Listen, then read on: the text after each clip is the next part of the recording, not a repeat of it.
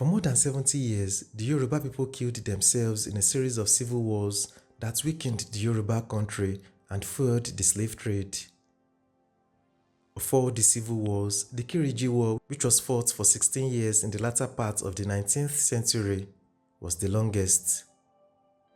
The war changed the history of Yoruba land forever.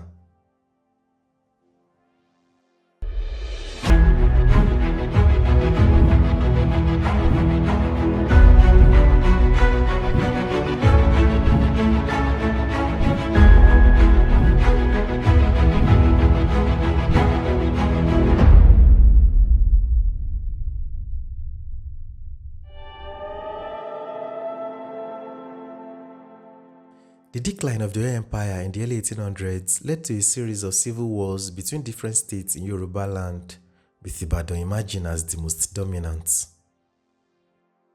In 1840, Ibadan became the main defense against the further progress of the Fulani invasion. The same year, Ibadan defeated the Fulani invaders at Oshogbo, which checked their jihad movement in the south of Yoruba land. However, the defeat did not deter the Fulanis, who soon turned their attention to the eastern parts, attacking the Ekiti town of Otun. This led to an outbreak of hostilities between Ibadan and Ilorin. Ibadan enjoyed great success as they had developed into a military power and were able to dislodge the Fulani jihadists at Otun. In 1862, Ibadan turned its attention to Ijaye and successfully defeated its western rival. At the time, Ibadan had control of Ijaye and had turned into a powerhouse among the Yoruba people. Seeking to extend its frontiers of domination, Ibadan also turned its gaze to other Yoruba city-states, and this eventually culminated into the Yoruba Civil Wars. The Yoruba Civil Wars of the 19th century can be divided into three stages. The first stage identified the collapse of Oyo and the breakout of the Owu War, which was the first of the civil wars in 1821. The second stage, in 1861, was distinguished by the power rivalry between Ibadan and the Abeokuta Ijaye forces. There was a struggle for power caused by the decline of Oyo. This period marked the first intervention that the British had with the Yoruba Civil Wars and their affairs. The third stage saw the rise of the Ekiti Parapọ and other coalition forces of Ijebu and Ilorin, who were against the military might of Ibadan. The wars ended in 1893.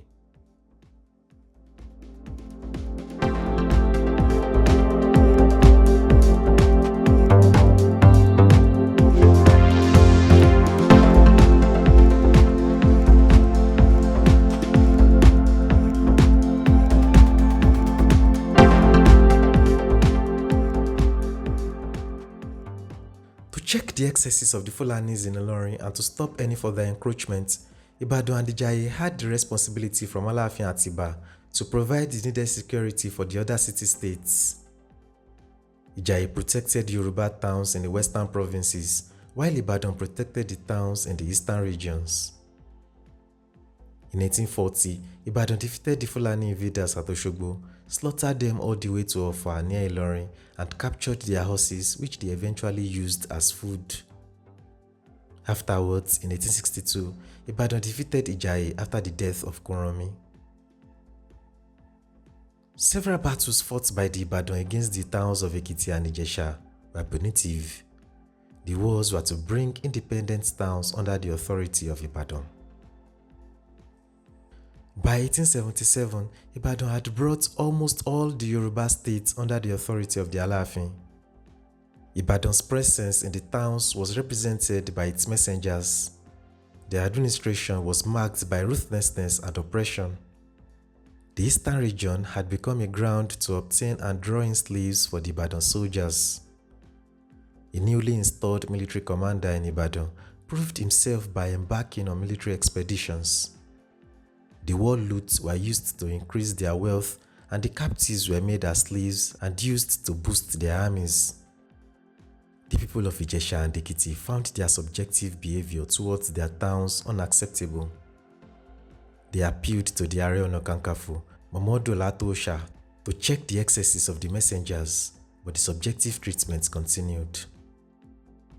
This built up hostilities towards Ibadan, and the Ijesha Ekiti and Efon forces formed a confederation called Ekiti Parapọ̀ to revolt against Ibadan.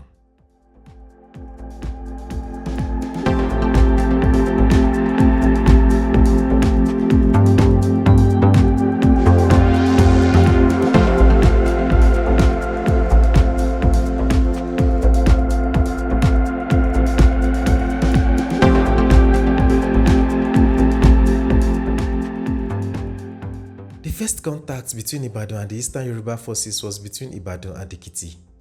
It was called Ogun-Jalumi, which ended in a shame of defeat for the Ekiti forces. The Jalumi, or the Battle of Ikirun, took place in the northeast of present-day Osun State, Nigeria, on November 1, 1878. It was a fraction of the main conflict called the Ibadan War, or Ekiti Parapọ̀ War. The Ibadan forces defeated the rebellious Yoruba soldiers from Ilorin, Ijesha, Ekiti, and Ila.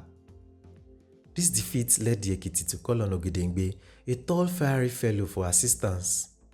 He had refused to join the war as the Ibadan were his benefactors from where he gained military training. Eventually, Ogedengbe later joined the Ekiti Parapọ̀. Other Yoruba towns were also enlisted to join the Ekiti Parapọ̀. They included the Egbe, Akoko, Igbomina, Kaba, and the Oworo. Ijebu and Lagos also assisted in the war.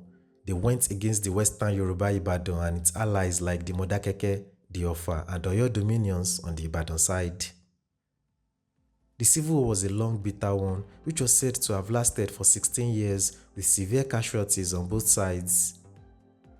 The original cause of the war was said to have been the decline of the Oyo Empire, and the immediate cause was the exertion of dominance by the Ibadan military on the Yoruba towns in the northeastern regions, which caused them to revolt against Ibadan, who had the desire to rule over the towns following the decline of the Oyo Empire.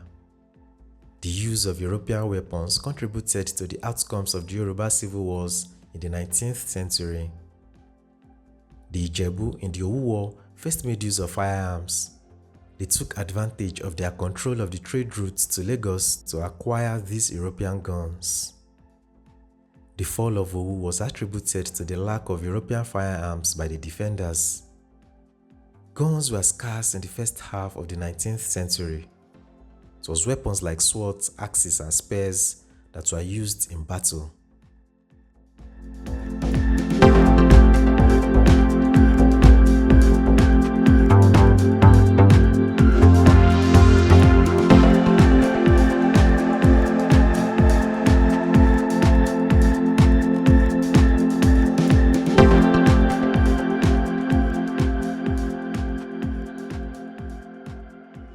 Ibadan was initially involved in another war between Egba and Ijebu over trade in 1877 before their contact with the Eastern Yoruba forces. Egba attacked Ibadan traders who came from Porto Novo with firearms. Ijesha and Ekiti took advantage of this war and declared independence in 1878. They massacred Ibadan officials in Igbomina, Ekiti, and Ijesha. This war would last for 16 years. It would be known as the Kiriji War. The Ibadan and Ekiti Parapọ̀ forces met at Kiriji. The control of the trade routes was an issue. Egba, Ondo, and Ijebu were the three main routes. The Ondo route was opened by the British due to the frequent closure of the other routes. Ondo was the main supply route for both sides during the war.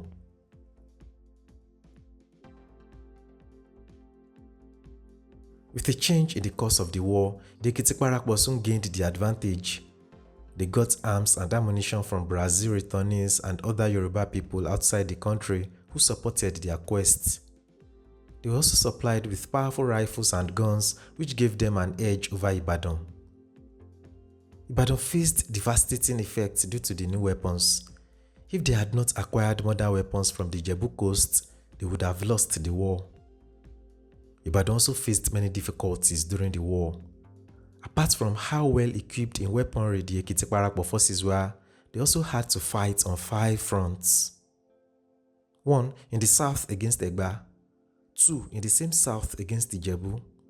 3 in the east at Kiriji against the Ekiti under the command of Ogedengbe, 4 in the north at Offa, and finally at Ile-Ife, whose soldiers had joined an alliance against Ibadan in 1882.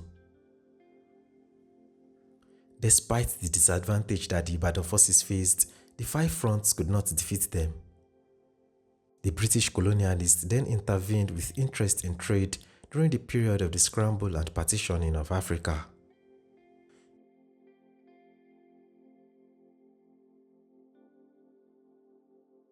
In 1893, Gilbert Carter, the governor of Lagos, made treaties with Egba and Oyo and was finally able to persuade the Ekiti and Ibadan forces to disband, which brought a formal end to the Yoruba Civil Wars.